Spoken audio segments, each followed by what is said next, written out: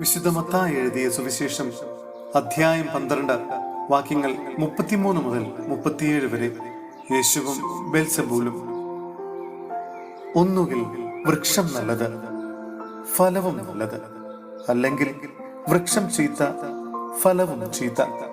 എന്തെന്നാൽ ഫലത്തിൽ നിന്നാണ് വൃക്ഷത്തെ മനസ്സിലാക്കുന്നത്.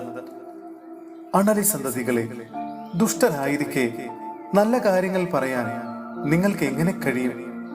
ഹൃദയത്തിന്റെ നിറവിൽ നിന്നാണല്ലോ അധരം സംസാരിക്കുന്നത്. നല്ല മനുഷ്യൻ നന്മയുടെ ഭണ്ഡാരത്തിൽ നിന്ന് നന്മ പുറപ്പെടുവിക്കുന്നു. ദുഷ്ടനാകട്ടെ തിന്മയുടെ ഭണ്ഡാരത്തിൽ നിന്ന് തിന്മ പുറപ്പെടുവിക്കുന്നു. ഞാൻ നിങ്ങളോട് പറയുന്നു, മനുഷ്യർ പറയുന്ന ഓരോ വ്യർത്ഥവാക്കിനും വിധി ദിവസത്തിൽ കണക്ക് കൊടുക്കേണ്ടി വരും. നിന്റെ വാക്കുകളാൽ നീ നീതീകരിക്കപ്പെടും, നിന്റെ വാക്കുകളാൽ നീ കുറ്റം വിധിക്കപ്പെടുകയും ചെയ്യും. എന്റെ സഹോദരരെ, വിശുദ്ധ യാക്കോബ് ശ്ലീഹ എഴുതിയ ലേഖനം അധ്യായം 3 വാക്യങ്ങൾ 1 മുതൽ 12 വരെ. നാവിന്റെ ദുരുപയോഗം. എന്റെ സഹോദരരെ, നിങ്ങളിൽ അധികം പേർ പ്രബോധകരാകാൻ തുനിയരുത്. എന്തെന്നാൽ കൂടുതൽ കർശനമായ വിധിക്ക് നാം അർഹരാകുമെന്ന് മനസ്സിലാക്കുവിൻ. നാം എല്ലാവരും പല വിധത്തിൽ തെറ്റു ചെയ്യുന്നു.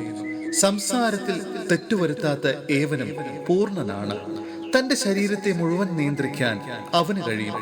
നമ്മെ അനുസരിക്കുന്നതിനു വേണ്ടി കുതിരയുടെ വായിൽ കടിഞ്ഞാണിടുമ്പോൾ അതിന്റെ ശരീരം മുഴുവനെയും നാം നിയന്ത്രിക്കുകയാണ് ചെയ്യുന്നത്.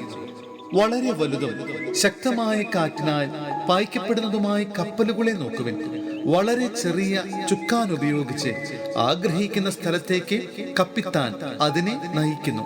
അതുപോലെ നാവ് വളരെ ചെറിയ അവയവമാണ്, എങ്കിലും അത് വൻപ് പറയുന്നു. ചെറിയ ഒരു തീപ്പൊരി എത്ര വലിയ വനത്തെയാണ് ചാമ്പലാക്കുക? നാവ് തീയാണ്. അത് ദുഷ്ടതയുടെ ഒരു ലോകം തന്നെയാണ്. നമ്മുടെ അവയവങ്ങളിൽ ഒന്നായ അത് ശരീരം മുഴുവനെയും മലിനമാക്കുന്നു. നരകാഗ്നിയാൽ ജ്വലിക്കുന്ന ഈ നാവ് പ്രകൃതി ചക്രത്തെ ചുട്ടുപഴുപ്പിക്കുന്നു. എല്ലാത്തരം വന്യമൃഗങ്ങളെയും പക്ഷികളെയും ഇഴജന്തുക്കളെയും സമുദ്ര ജീവികളെയും മനുഷ്യൻ ഇണക്കുന്നുണ്ട്, ഇണക്കിയിട്ടുമുണ്ട്. എന്നാൽ ഒരു മനുഷ്യനും നാവിനെ നിയന്ത്രിക്കാൻ സാധിക്കുകയില്ല. അത് അനിയന്ത്രിതമായ തിന്മയും മാരകമായ വിഷവുമാണ്. ഈ നാവ് കൊണ്ട് കർത്താവിനെയും പിതാവിനെയും നാം സ്തുതിക്കുന്നു. ദൈവത്തിന്റെ സാദൃശ്യത്തിൽ സൃഷ്ടിക്കപ്പെട്ടിരിക്കുന്ന മനുഷ്യരെ അതേ നാവ് കൊണ്ട് ശപിക്കുകയും ചെയ്യുന്നു. ഒരേ വായിൽ നിന്ന് അനുഗ്രഹവും ശാപവും പുറപ്പെടുന്നു. എന്റെ സഹോദരരെ, ഇത് ഉചിതമല്ല. അരുവി ഒരേ ഉറവയിൽ നിന്ന് മധുരവും കയ്പും പുറപ്പെടുവിക്കുമോ? എന്റെ സഹോദരരെ, അത്തിവൃക്ഷത്തിന് ഒലിവ് ഫലങ്ങളോ മുന്തിരിവള്ളിക്ക് അത്തിപ്പഴങ്ങളോ പുറപ്പെടുവിക്കാൻ കഴിയുമോ? ഉപ്പിനെ വെള്ളത്തെ മധുരീകരിക്കാനാവുമോ?